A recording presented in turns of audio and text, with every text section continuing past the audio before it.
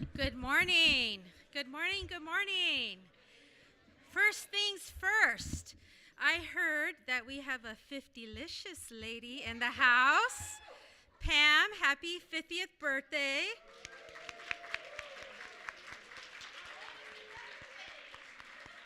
She's the lady in the sash. I love it. I love it. Thank you for joining us for the Fall 2023 University Town Hall. This is our first University Town Hall. That feels so good to say that. I am Edith Fernandez, your Vice President for Culture, Planning, and Policy. We understand your time is valuable, and we want to thank you for being here and being engaged with your campus community. There are people that are with us here in the audience.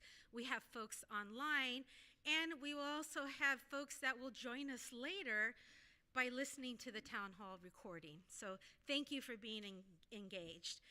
We also understand that many of you have other commitments, such as teaching, student appointments, and so we're really going to try to engage as many people as you can with this asynchronous format. So thank you again for being here. Today's Q&A is, today's town hall is grounded in a Q&A. We've received over 25 pre-submitted questions already. They were submitted by students and staff, so we loved seeing that engagement across campus. We are going to do our best to get through all the questions. Your questions matter to us. The questions that were pre-submitted were already reviewed by executive team. It's already kicked off all kinds of conversations, so it's important for us to get that pulse of what is on people's minds. Because of these time constraints, we're going to get through as many questions as we can. We know we will not get to all of them, so executive team is committed to following up through other forms of communication, embedding answers to questions that are going to be unanswered through different communication channels, everything from the Provost newsletter, the weekly digest, the salt shaker, advancement actions. We will be addressing and following up questions through those communication channels. At this time, I would love for executive team to stand up. Hello to executive team. We have hello. We have their names and the divisions they represent up there for you. And we also, at this time, would like all of leadership team to stand up. That includes executive team. Hello, leadership team.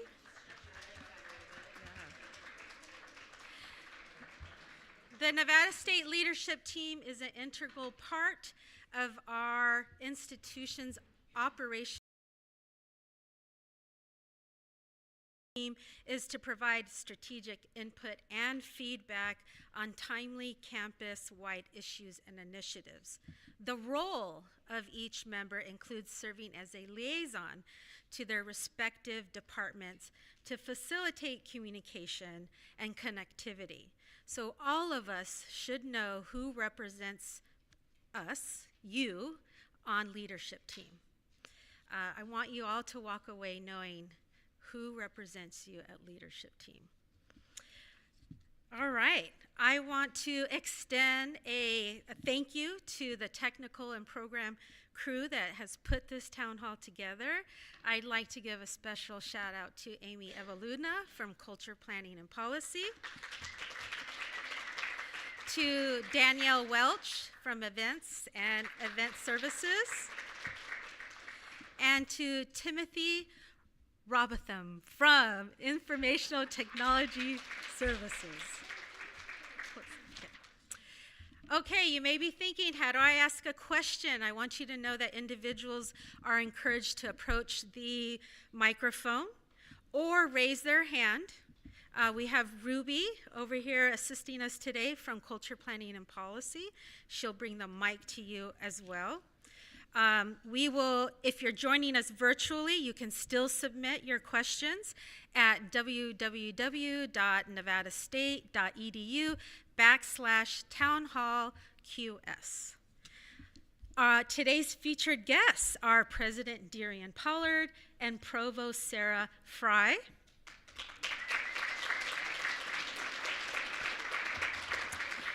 We've asked Doctors Pollard and Frey to kick off the Q&A with one question for each other.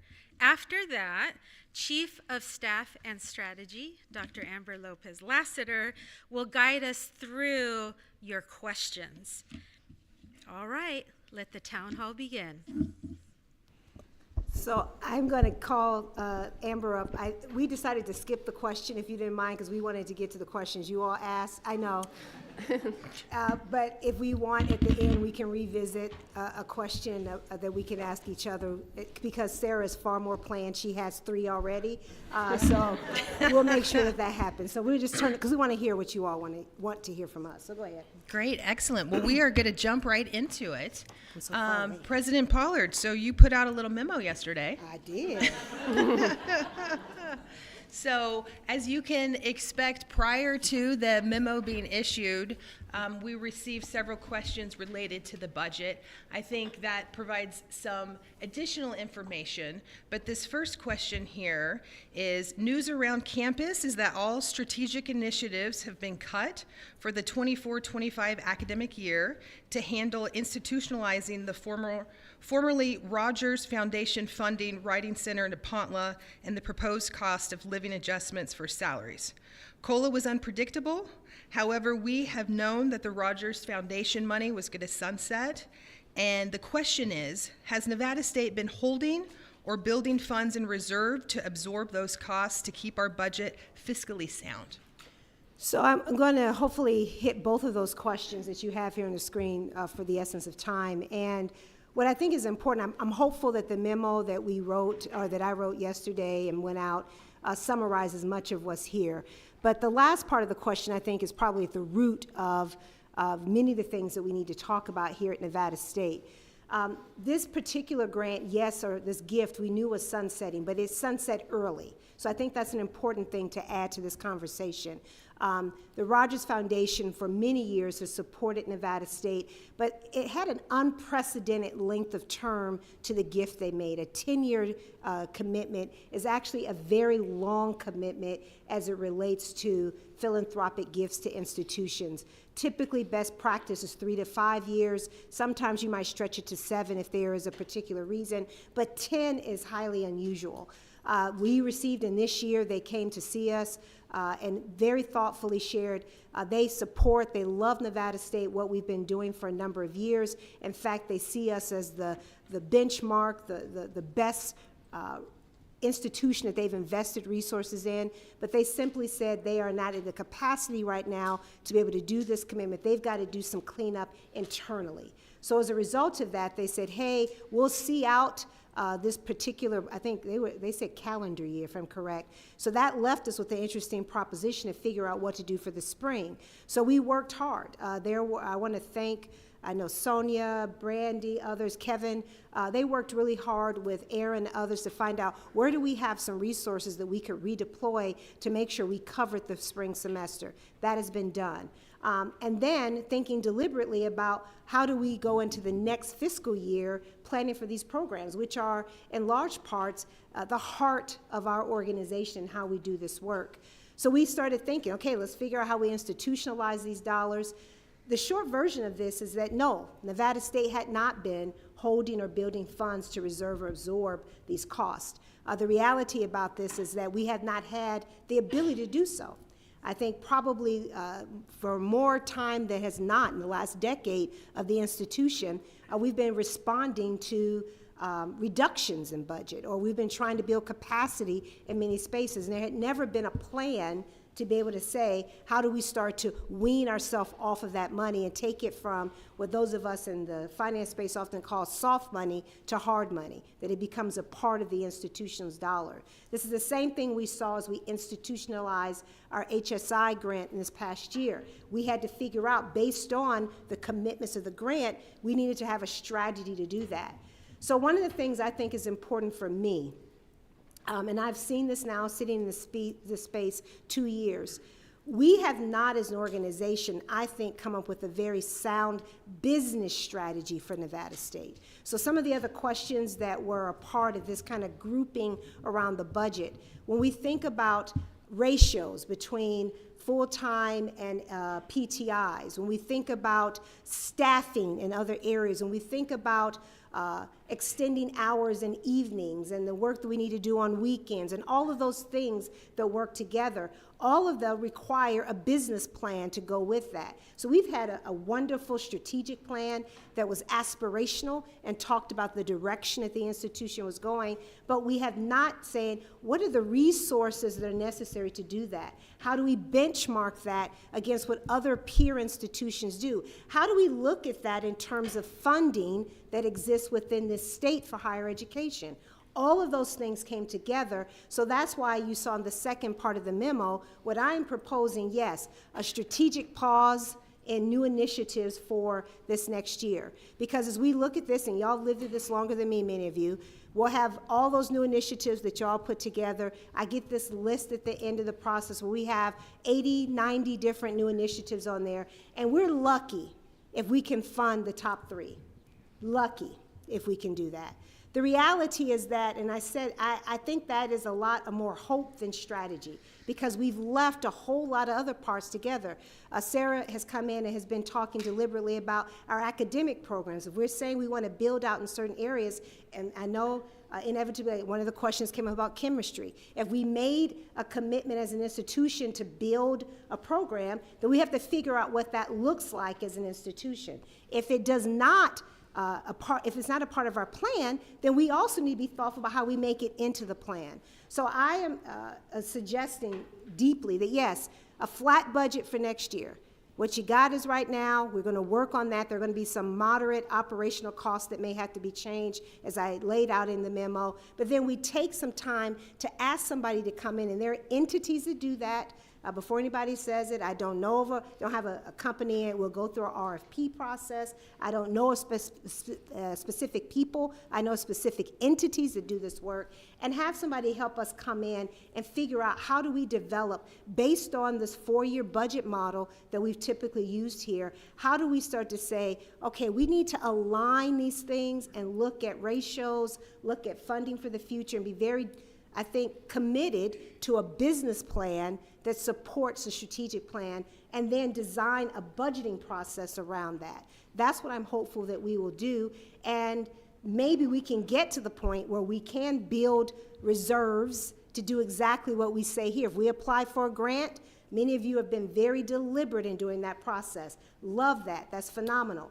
If we have made commitments in a grant, then we also need to be prepared to make the commitments that we have in future budget years. And while we have had the intention of doing that, we have not been able to strategically budget or plan accordingly. So I'm hopeful that you will see effort in this space. And then the second part of this question, there will be, I believe Brandy has already put out or is putting out, the subsequent training sessions where folks can go in and still look at those budgets. The budget committee will be engaged in helping us make some of the decisions that have to be made. And then more importantly, we will have at least some resources to allow us to say, come help us figure this out, because all of the unknowns are significant. Let me be very clear. Somebody said, Deering, you need to say this. I don't know how many ways I can say it. I support the COLA.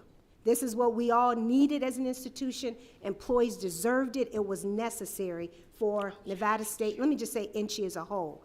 What I will also say is that there are consequences to every action that you take, and we have to be able to be planful for that.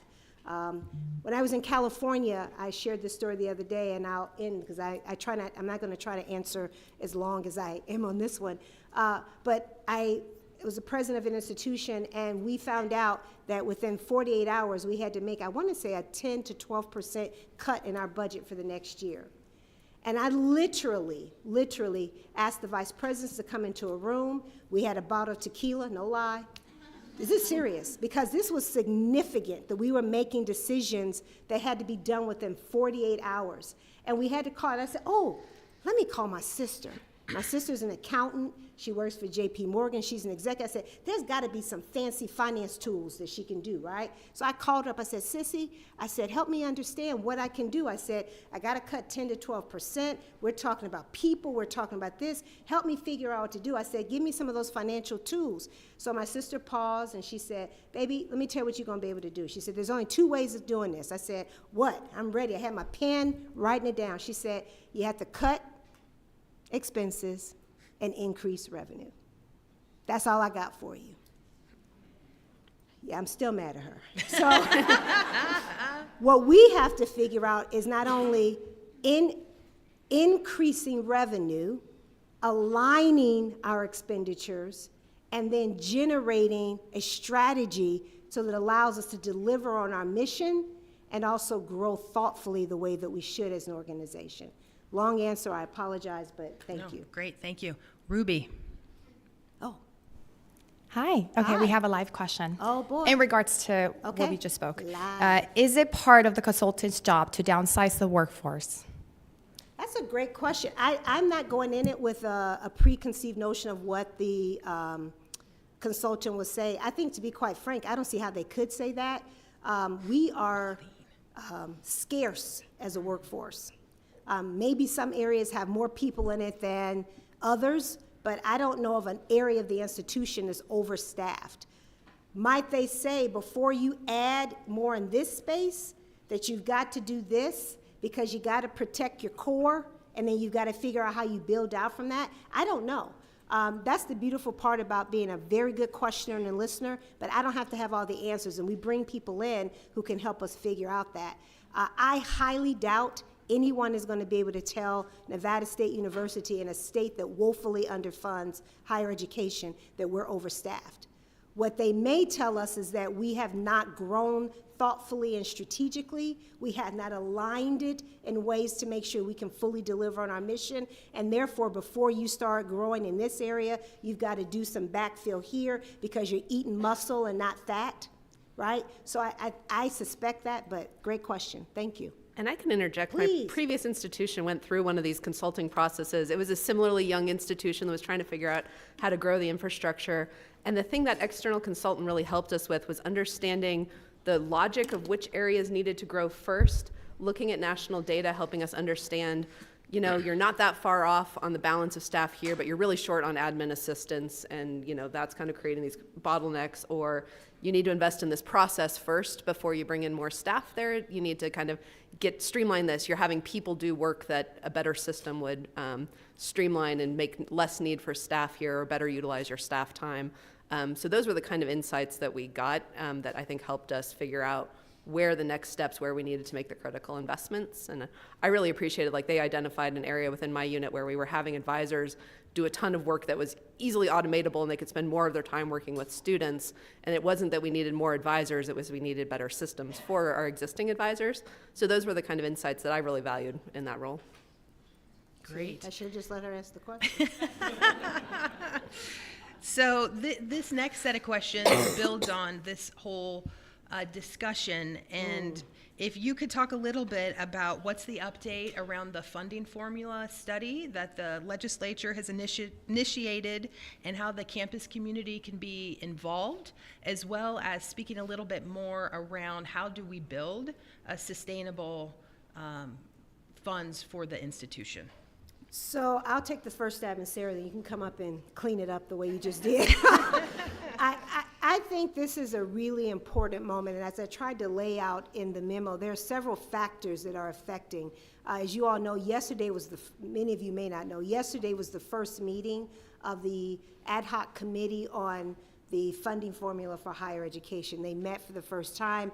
They developed, what I understand, a work plan for the rest of the year, and we'll be observing that deliberately. It was a very rigorous process that was used to figure out who would be on there. It was like Noah's Ark, 2 of you, 2 of you, 2 of you, and they all kind of populated it based on stakeholders and other things of that nature. So we will see how this plays itself out. In February, each of the college presidents, we have been asked to come in and do some type of presentation. Well, we're still waiting on a little bit more instructions around this, on issues as it relates to mission and budget. how does mission and budget align and work? I haven't quite figured that part out, what they're asking. I think they're trying to understand the issue that, to be quite frank, we have not addressed well in the state of mission differentiation, and understanding how those things fit in terms of how we design a funding formula. My understanding, based on a review of some notes that some folks took from me while I was there were already some good questions that were asked by members of the committee in particular, who are very much aware that how we do things disadvantages certain types of institutions, in particular us, those who are access-based. So I'm monitoring that very thoughtfully. We're already starting to prepare some legislative strategies, or at least thoughts, for the next biennium, which I understand one ends and we immediately start planning for the next one. So we're looking at that process. We are very deliberate and also watching how future legislation is going to impact. There are elections that are going to be coming forth. So it is a very volatile space right now, but I'm hopeful that we will continue to communicate. We're in the midst of working to hire our government relations person who has that portfolio, who reports to Amber. Anthony, as you know, went to work in the private sector. He did a phenomenal job for us, but we have to get that position filled, make sure that person understands how to navigate and advocate for us in very thoughtful ways. And as a result of that, if we combine a legislative strategy with also hopeful the work that I mentioned earlier about a consultant helping us think operationally, we might be able to, I think, respond to the second question, because we have some significant challenges in this space, and we're going to have to be the ones to solve it. I don't think we're going to be able to wait on anybody else to do that. So it's going to be hard work, and it's going to be uncomfortable at some point, and it's going to ask us to really challenge ourselves around what we think is essential to build a core for the future growth of a teaching university. But I think we have to do it. So that's why I got to that point. We're literally, I think Brandy was saying, when we do a rough estimate, we may have $200,000 left for new initiatives. That means if whatever level the board sponsored for, puts forth for the COLA, we don't know what that number is going to be. They also have to increase fees, tuition. They have to respond to the salary schedule changes that they're made. All of that is in flux. So for me, it's like, why do have people go through this anxiety-driven process? They get invested in something that is not going to come to fruition. Let's be far more strategic about it, and that's what I'm hopeful we can start to answer this group of questions that came up in the second one.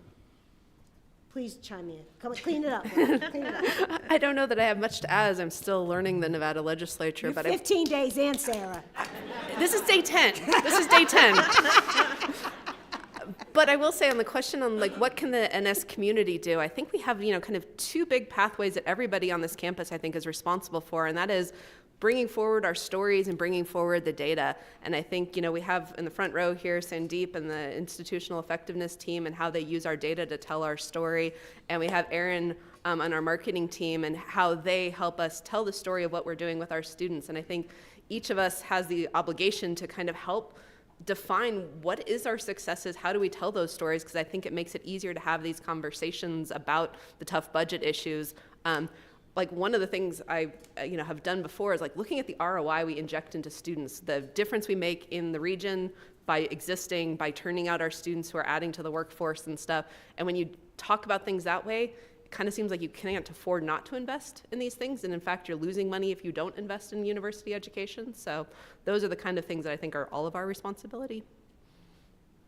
See? Great, thank you. So, Provost Frey, this question is also for you.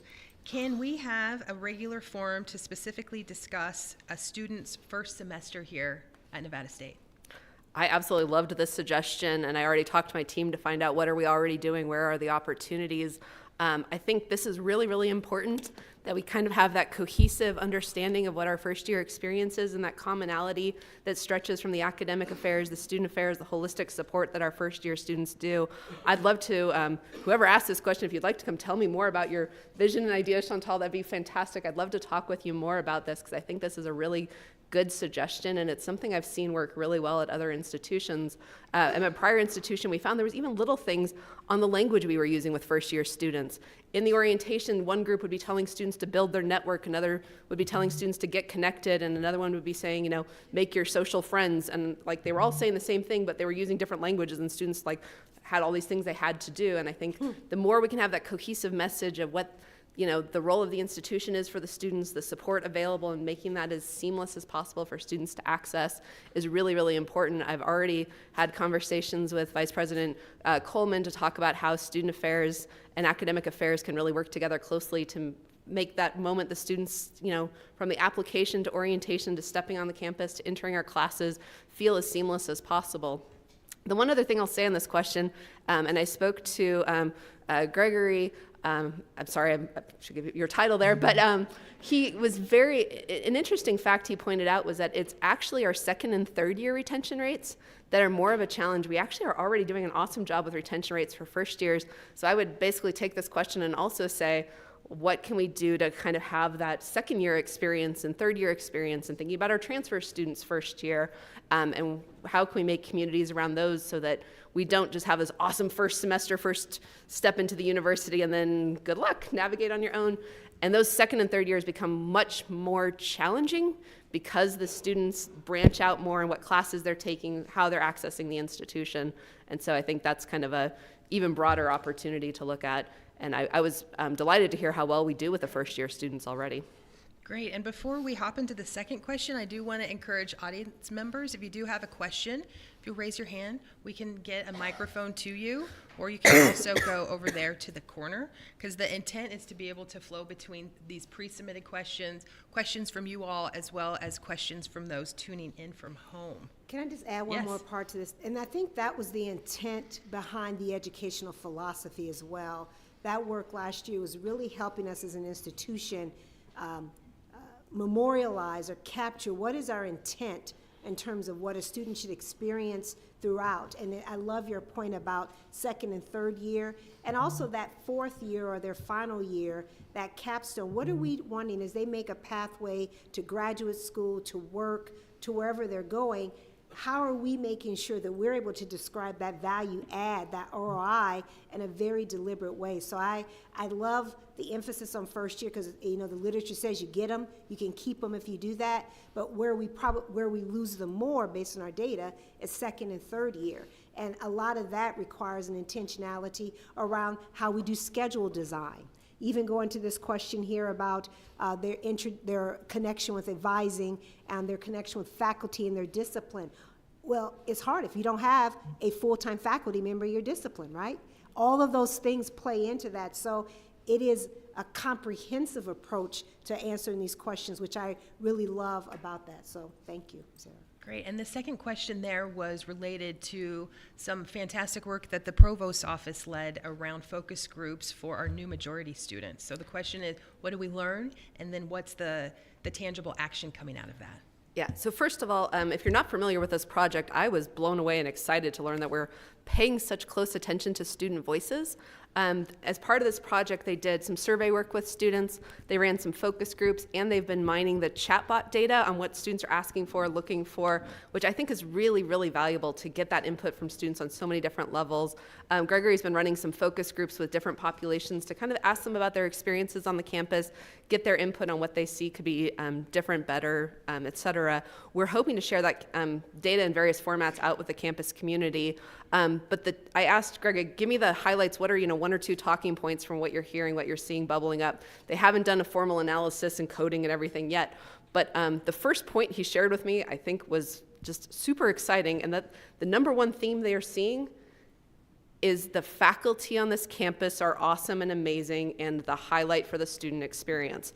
In all the different populations, they were kind of asking students what they think of the campus, and they were immediately jumping to this awesome instructor they had, this faculty member they interacted with, this staff in an office who helped them tremendously and stuff. So the students really are seeing the passion, the commitment, the helpfulness, the supportiveness of the folks they're interacting with. And I will say I heard that during the interview. Folks told me that this was a special place with special committed people. I assumed that was kind of partially true, and the nice things you say to the visiting person. And in my 2 weeks here, absolutely that commitment, passion, student-centeredness of the campus has really come through, and it was great to hear that the students feel that, see that, and all these different communities of students all articulated that point. So that was kind of one takeaway. The second takeaway was really around navigation of the institution and understanding and ways we can be more deliberate about sharing with our students why certain things are the way they are. For example, they mentioned that some of the students were confused about why do they take the Common Core classes? What are those about? Why am I taking this art class? I don't understand. So better articulating the whys of the way the university is structured. Some of the why is my financial aid this way? How do I get access to those things? So I think that's, not a surprising takeaway and just an opportunity for us to find the barriers that our institution has, the places we can communicate more clearly, communicating student-centeredly about why things are, using student language and stuff. And I think the fact that we're already using students as partners, they can be helpful in helping us articulate and better solve some of those places where students don't feel like they're understanding why they're taking the classes they are, why they're getting the advice they are from their advisors, et cetera. So those are kind of the two takeaways I've heard. Great job. Excellent. Please. Might be a little small here. It's okay. So I'm Kayla Beezer, Department Chair for Physical and Life Sciences. I think I probably speak for a lot of the faculty here around the mental health challenges that our students are facing and the lack of resources and support that we feel we have available to us, and that we're taking on a lot of that extra burden and work that we're not trained in. So my question would be, what sort of resources or plans does the institution have in place to help our students in that space? I can jump in. I don't know what resources we have or are planned at this point, but the situation you described, I think, is really an important one to highlight and needs to be a priority if we're going to address the success of our students. And I think that needs to be twofold. The faculty members shouldn't be acting as psychologists and counselors for our students, and we need to have enough resources available so that students are getting the professional support they need and the faculty don't feel like they need to be acting outside of their professional expertise.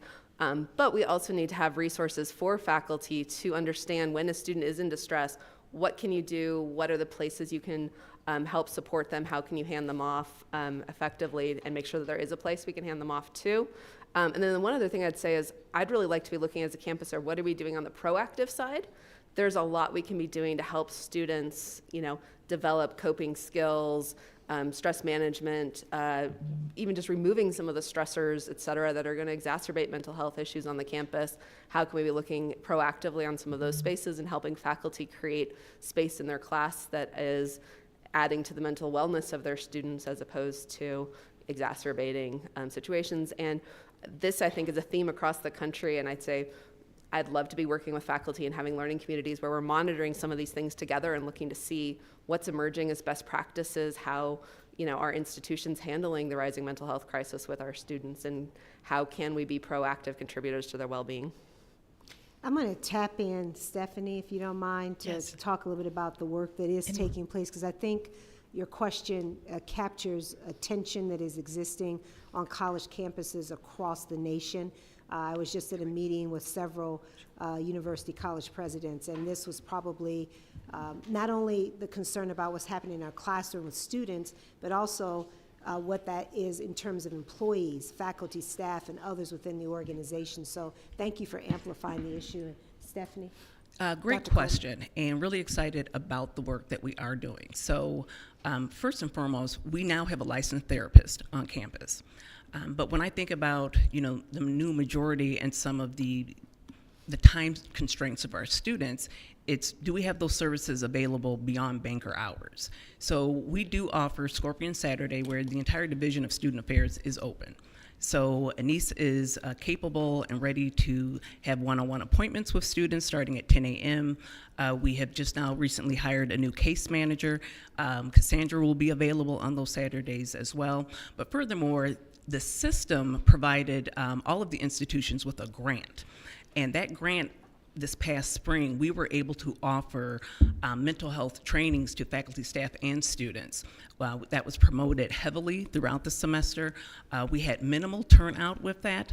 And from what I understand, we were able to receive more money because Nevada State was one of the only institutions spending the money. So we knew what to do with the dollars. And so if anything, what we've learned is maybe we could do a better job of communicating these resources to the broader community to come out and get some of that great training, because absolutely correct.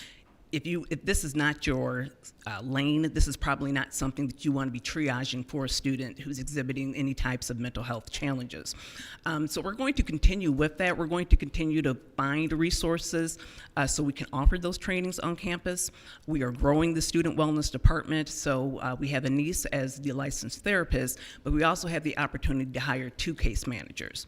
So again, more opportunities for those students.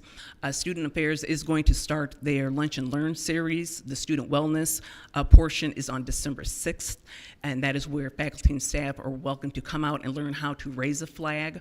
You'll learn more about our BIT care team, and so these are the individuals who will receive that information and how we will, again, triage that student and get that student to the right resources that they need.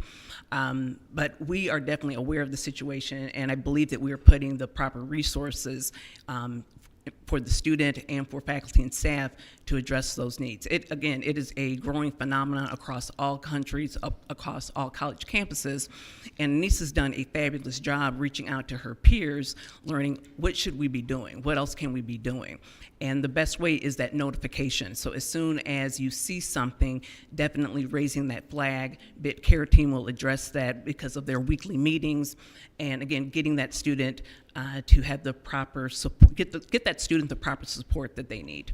But happy to answer any more questions that you have. I can see you, but I don't have my glasses on, so I can kind of see your silhouette. Okay, but definitely feel free to come up and talk more, because we'd love to learn more of what you're seeing and what you're experiencing. Again, we lost a case manager. Laura Hinojosa transitioned out.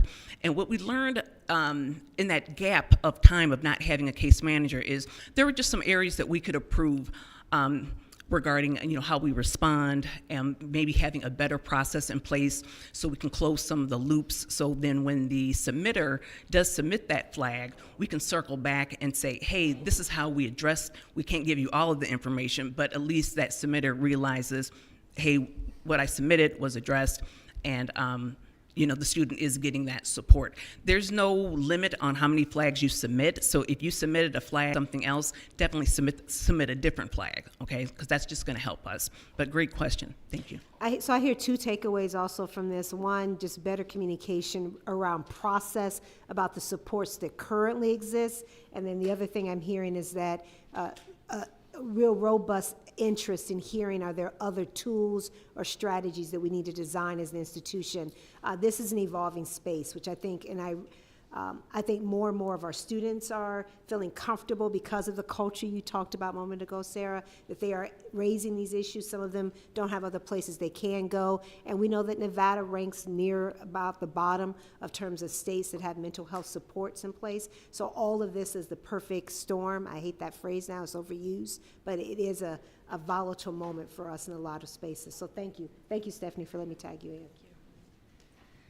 Excellent. Can I just want to say a thing also, too, about New Majority? I also want to encourage us to be doing this ourselves. This past weekend, had a girls' trip with a group of moms that when you raise babies together, you just have a different type of relationship. And we went to listen to music in Nashville, which now I'm going to fall in love with country soul music, which I found is a genre I didn't know existed. But I'm going to tell you what we did the first night. We've developed a template now on this a couple times in.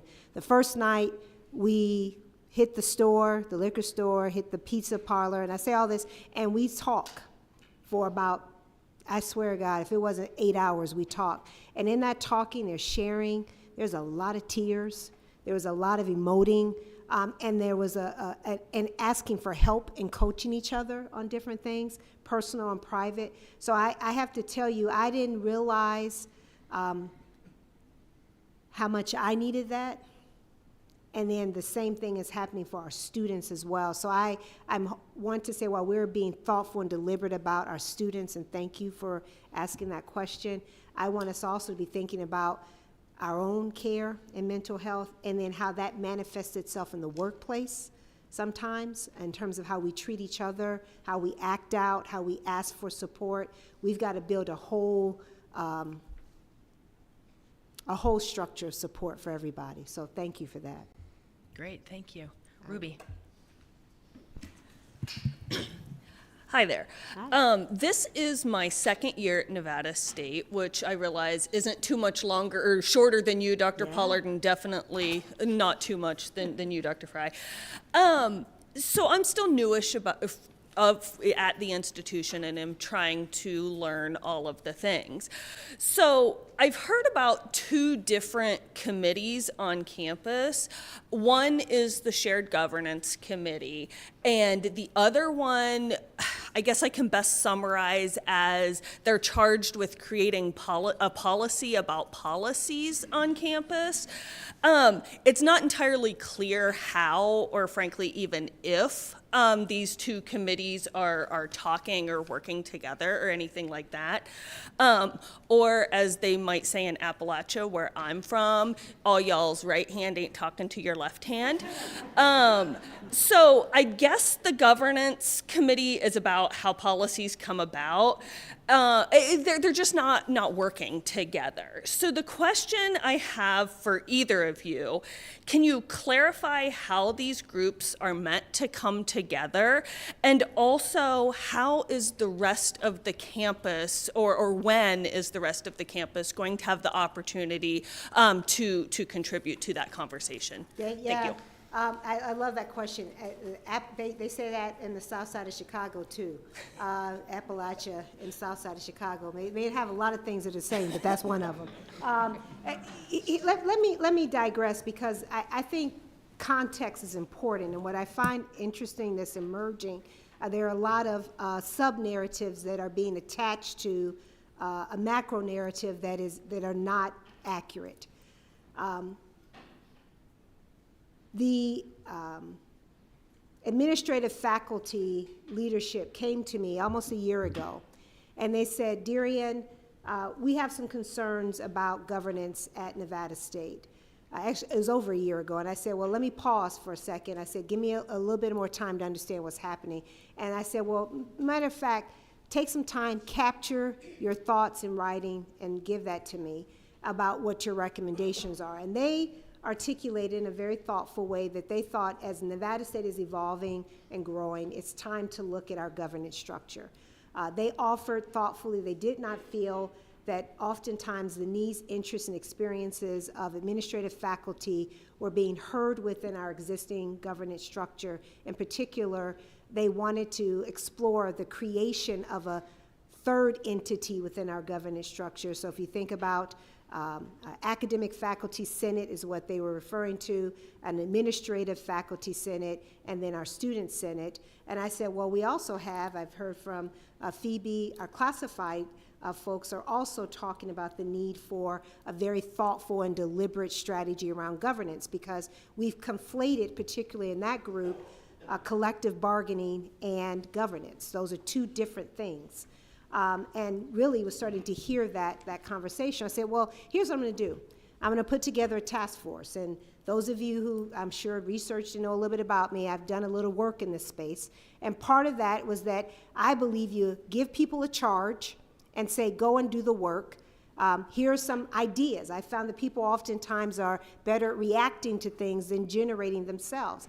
I asked for a group of people to lead this. And I said, go out and ask for participation from the various stakeholders in the institution, and ask them to say, what should governance look like? So the first thing I've heard was the rumor mill. I was trying to destroy shared governance because I didn't put shared in the title.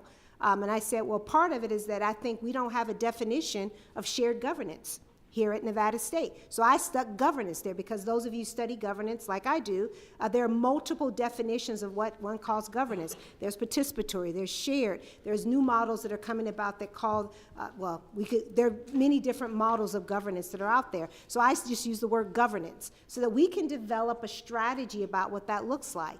We ask for representation from different parts of the community to be a part of that. So there's a dialogic part of that. They come in, they contribute, and my hope is that they're going back to the groups that they represent and sharing feedback and bringing that back and forth to the group. There was a great correction that was made. I think a survey was done over the summer. They recognized that was not smart. They were then going to redistribute that survey at an earlier part of the fall semester, I believe it was. And my thinking is that, and I think I said in the memo, I anticipate this being a year to 18 months to figure out what a governance structure should actually look like that is responsive and timely and all the things that we need to be thinking about at Nevada State, and that may be different than what other institutions in this state do. So that was the first thing. The other thing is, many of you know, my first semester, and I'm going to tease Tony because I love him so much, he came, we were doing some things as the executive team, and we were talking about an issue, and I'll say, what does the policy say? And Tony would say, well, this is what it says. Let me go back and look. And we came back and we had many conversations about certain policies, and became very apparent to me is that we had a laissez-faire approach to policy development. I'm of the belief that any policy that is developed at the institution needs to have broad-based feedback. Every constituent should have the ability to offer feedback on a policy. They should be able to hear people's responses to that policy. And what I realize is that the framework that we had used for policy, because we had crafted two different frameworks. One was for academic policy, one was for administrative policy, and to be quite frank, I think those things are the same. Policy is policy. It may have different audiences it responds to, but it is institutional policy. So I realized we needed to look at the framework by which we created policy. One function of governance is indeed policy development and policy approval review. But policy, this idea is going to be iterative, how we begin to develop these processes over time. So I said, let's put, and I have an area of the college is charged around policy, to go back and study how we have been developing policies, to develop a strategy that we can then take out. And they worked for many months to start to develop a model. So yes, we've been having two things emerge because they developed from two different spaces. Yes, the two will come together because guess what? One of the things I told Adit and the team is that any policy that's developed has to go through the governance system. But right now, we don't even have a very effective way of doing that within the institution. We don't understand how to process timeliness in these processes. We have some other challenges where folks didn't feel they can contribute thoughtfully to it. So that has been where we have been going. We have these two things. Will they emerge and come together? Yes. I don't necessarily know or concur with the folks. They haven't been talking to each other, but maybe they have not been communicating effectively externally to the rest of the college about how this is playing itself out. So what I've charged them to do is that they need to do a better job of communication. I've said, and that's endemic on many things across the institution. Almost everything I hear, we got to improve communication. Because then we have these proxy words for communication. Then we start using transparency, lack thereof, engagement, lack of thereof. There are all types of words that serve as proxy that we're just not communicating effectively as an organization. So that is the hope that we are having folks develop some very clear strategies about that. What I would ask, and a few of you do this from time to time, and when I hear them, I know it's important. Send me an email. Give me a call, send me a text. Some of y'all say, let's go stand outside and talk for a second because you're not quite sure you want to be seen talking to me. I get it sometimes.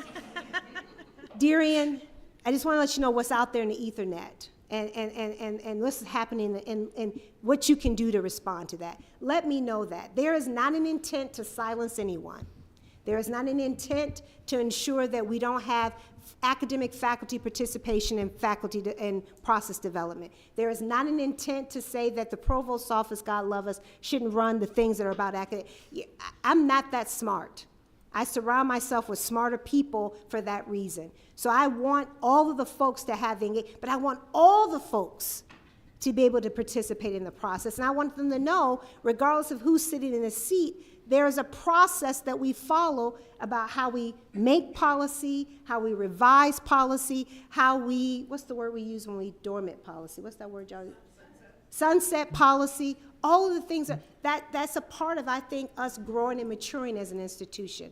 Long answer again. And I only had 1 cup of tea this day. I apologize. And can I inject a comment that doesn't actually Please. answer the question, but the words governance and policy on policies and stuff sounds very boring and not particularly exciting, but this is super duper exciting. Most institutions have hundreds of years of structure and stuff. I came from a new campus, but we inherited the governance structure of the University of California, so we basically got handed, here's your bylaws, here's your processes for everything. Getting to think about how, as a 21st century university that serves the new majority students, how to make an inclusive governance structure and how to design policies from the get-go that are student-centered, institutionally recognize the value and dignity of the folks on our campus, that is really cool. So I encourage all of you to find your representatives, find how to inject yourself into this process, because when I heard that this campus had the kind of unique structure of administrative academic faculty working together to govern the university, that's just cool, and this is really exciting, although the words involved, I think, sound rather boring. I think the opportunity here in front of the campus, we could be a leader in helping those people who have these 150-year-old governance structures rethink and see what we're doing and get it, have an opportunity to change and rethink how they give voice to the members of their campus community. Great, thank you. I wish we could bottle some of that excitement. So we're going to change gears here, and the next questions are around the website. So one specific and one about process. The website is very difficult to navigate. Why did they remove the course offerings? And then also, I need some significant, semi-significant changes made to my area. How do I go about that? So I'm going to tap in. Come on, Erin, you might as well get up on this. And I'm going to tell you all, I want y'all to, we know the website is not perfect, far from it. And it was trying to remedy a series of things and is evolving. That being said, Erin, chit chat. Good morning. I'm going to deviate very quickly because it does lead into, I think, the website, and it's something that Dr. Pollard just said that I want to reiterate. I think we're struggling in how we communicate internally here. I think you keep hearing that word communication over and over again. I think we have evolved a lot as an institution in the last 5 years. I also think we had COVID. So I want to take it upon myself, and I would assume that my colleagues in the front row will agree, we want to do this better. We want to communicate better. Help us. So there's not necessarily systems. There might be systems in place. Let's talk about that as a group and figure out how we better communicate with each other, because candidly, some of this is just communication that we just probably didn't do as well as we should have to the campus, or we didn't do it enough to campus. So I challenge myself and my team in the back to really work really hard on this so that we can better communicate with you. In the meantime, there are a couple places where this information will start to come. There's a weekly digest where you can submit information, but it comes out every Monday. So take a look at that. That's where some of this tactical information may come from. I do a monthly newsletter. Stephanie does a monthly newsletter. There's a Provost newsletter that goes out, every other week? Every other week. So there's information there that we're trying to get to you, but it's still not enough, and we recognize that. So all that being said, thank you for your patience with the website. I know it's not perfect. Nothing, when you have 1,000 pages, is going to work perfectly every time. And in the confines of this room, or publicly, I will tell you, we did this on an extremely low budget. I spoke with a colleague of mine who runs communications at Sac State last week. She fell out of her chair when I told her the budget. She was flabbergasted we even got it done. So when we have a low budget to do these things, some things are a little harder to do, some things take a little longer to do. So as we move in 4 years to do this again, because typically a content or the design of a website typically needs to happen every 4 years, we're going to need to find alternative ways to budget this, because there's no way that we can continue to provide this incredible experience with over 1,000 pages to represent who we are and to promote the website for the most important group, which is prospective students. They're the ones who come to our website the most. In my newsletter on Friday, I'm going to have some stats to share about the website and also a little bit about this process so that you understand. Yes, there's some things that need changed. I really appreciate hearing these items. Some of the things that we did in the last website were kind of quick fixes because of issues that happened last time we went through all of this, and we're going to work to fix those so that they're not as big of an issue this time around. So I ask you, if you have specific requests, especially if pages are not working right now, you've got to email them to me or email them to the marketing at nevadastate.edu and let us know. We're trying to keep our eyes on everything, but we're not able to catch everything. Again, there's over 1,000 pages that we're working on. The second piece is content. The design of this, we had to pull back the new content coming onto the site because and I'm going to say the wrong words, and Vincent's probably like rolling over when I say this. I don't understand the technology of it. I'm going to say we went from one server to the other, but I don't think that's exactly right. But there was some big move behind the scenes that we had to do. That's why we had to stop the change of content.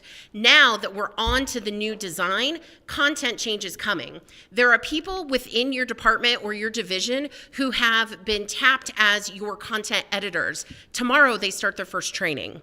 So your content is going to change once they get trained. They'll be able to go in and do all of your content changing as quickly as you need to. So it's coming. That part is really close.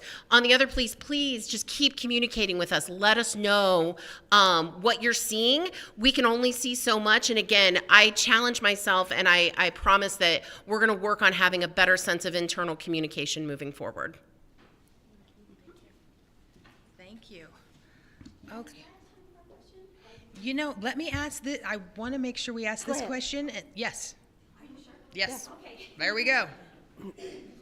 This question is for Provost Frey, and it's about supporting you and getting to know faculty and our experiences here at NSU. So our campus has a compilation of interview data, documents, and survey outcomes that represent faculty input, successes, and challenges, concerns.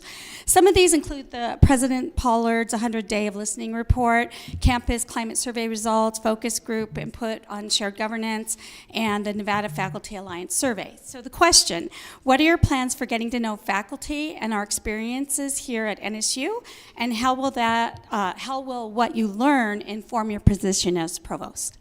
Absolutely. Well, first of all, I didn't know all of those things existed. So number one, I'm going to ask you how to get all of those things and make sure I get access to those resources that you've already described. I've been hoping to set up and do some small group focus groups to hear directly from faculty on what they'd like to share with me, but also what they think I need to be reading, learning, who I should be talking to, what I need to hear from our faculty about their experiences on this campus. I've been a little bit hampered because some of the folks who might have been helpful in onboarding have been out of the office and such, so some of those resources I didn't know existed, and I look forward to reading and accessing them. I think the second part of your question is how is that going to inform what I do going forward? I think some of it I'm really hoping will help me understand what your all's vision for the campus is, and I'd like to combine that with the student voices because this is really their campus. The campus is the students, so I'd like to combine those kind of shared visions on what we can do together to support the students, and also learn, where are the folks that I need to just help them do what they are already identifying they want to be doing for the campus. How can I essentially get out of their way and provide the support to let them lead different pieces? Who are the people I can bring to the table as new issues arise? I think the more I get to know the faculty, the more I'll know, here's some awesome people who already have this expertise and ideas for this to bring to the table. So I welcome all of the information you just described, and I'm sorry I didn't know that some of those things existed, and look forward to accessing those. Thank you. Great, thank you. So this next question is, what is Nevada State's position on the conflict in the Middle East and national local calls to censor students and faculty who express concerns for the lives of Palestinians? And this other question with the overarching prompt of our campus leaders have been fairly quiet on this topic, and why is that?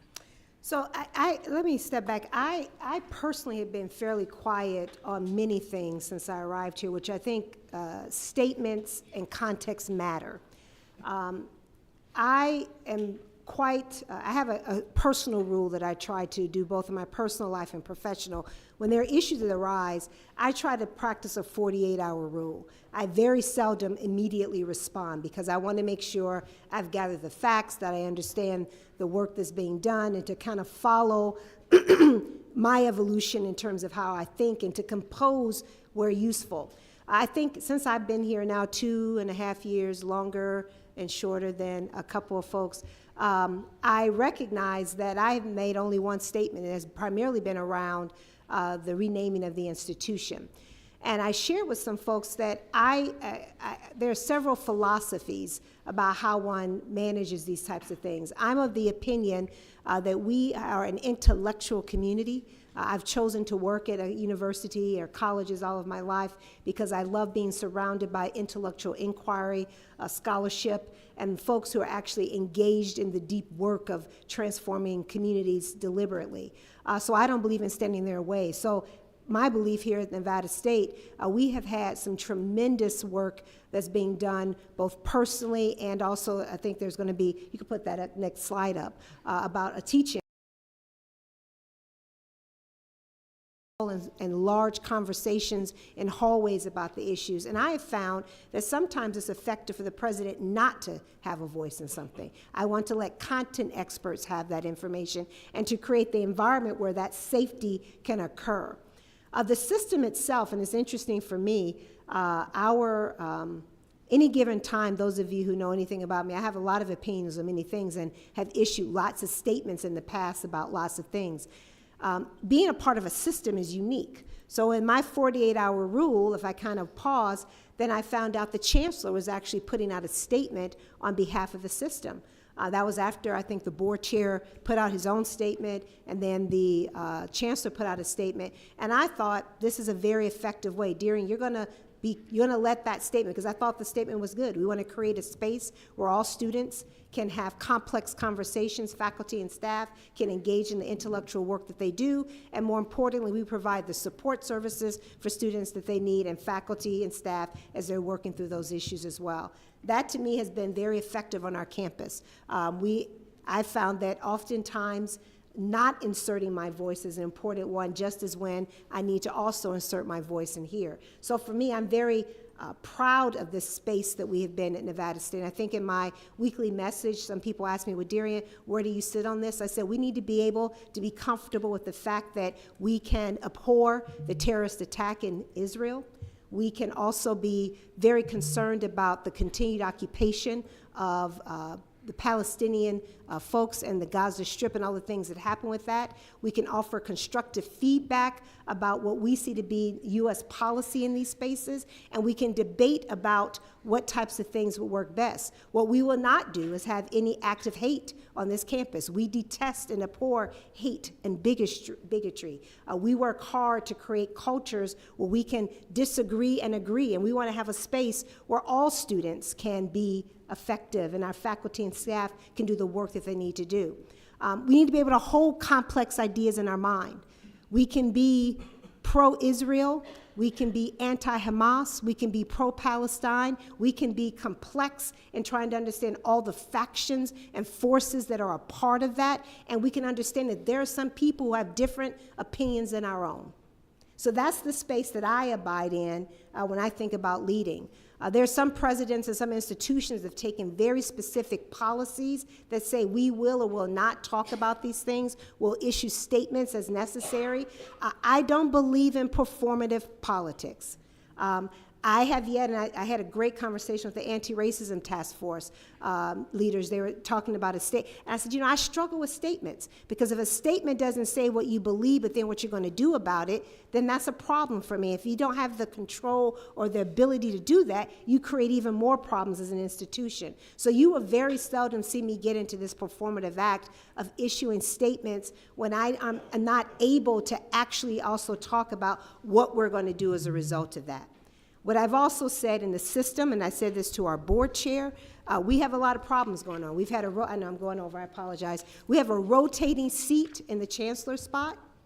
We have had debates, and I'm going to call it that, at the regents level about what leadership and governance mean. We have not had a PIO, or public information officer, at the system level. I don't even know if we had one since I've been here. Maybe we have now. So as a result of that, it's highly problematic as someone who's stepping into this seat to know what is going to be the strategy that the system is going to have on this. So for me, I believe in getting out of the way. Set direction and get out of the way. So I talk with people in the college community, figure out how we can do the things that are necessary, support where we need to, but I've been very pleased, and unless somebody wants to offer me a different perspective, how we have managed this as a campus community, I think has been an important and noteworthy one compared to a lot of campuses across the country. Can I make a comment? Please. Sorry, I hope everyone can hear me.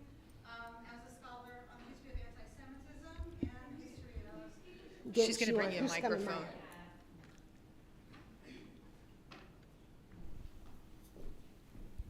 Thank you much. All right. As a scholar on the history of anti-Semitism, the history of Zionism, and looking at the Arab-Israeli conflict, I am concerned about what faculty members and what voices are being called to speak in certain forums, and that we are being inclusive of everyone and having a wide tent. There is also concern around college campuses all over the United States of a humongous rise in anti-Semitism. And some of that is endorsed and backed by faculty on certain campuses. I'm not saying that's happening here, but I think that there are faculty that may not be used to talking about these issues that have to be very careful, because criticism of the state of Israel is one thing, but that often can lead to a kind of anti-Zionism that demonizes all Jews and that demonizes the entire state of Israel. And the same thing, as you said, can happen on the other side. So we have to be very careful and intentional about the way that we talk about these things and have open conversations, but also check our own bias. And when we present something, make sure that we are bringing a lot of voices to the table. My other thought is, I completely understand your perspective, but if, and this has not happened here, but if it were to happen here, that there was a rise in hate speech and a rise where certain faculty and students from whatever background did not feel welcome, felt scared to speak, then I do think it is incumbent about all the administration to speak up, to have policies to protect students' civil rights. I completely agree. Don't disagree with anything you said. And more importantly, I love the second part of what you said in particular, because my job, I think, is then when there is an act, if there is actions, if there are things that are crafted in an environment that impede the learning here and crafting the culture that Sarah talked about that's so distinctive for us as an organization, that is exactly the point in which I feel is the important part for me to say and to be very vocal about that. Thank you. Great, thank you. So I want to thank the audience here today and thank those who have tuned in online. I'm going to turn it over to President Pollard and Provost Frey to provide some roundup remarks and close us out. Just thank you for the opportunity to speak with you today. Please feel free to reach out to me if there's things you think I need to know or learn about the campus, get to know you all. As you see me around campus, please introduce yourself. And if you've introduced yourself to me before, please introduce yourself again. I'm really trying to learn a lot of new names really quickly here. So thank you for the opportunity to speak with you all today. Day 10. Thank you very much. Appreciate you all. Look forward to the next time. Take care of yourself and each other. Bye-bye.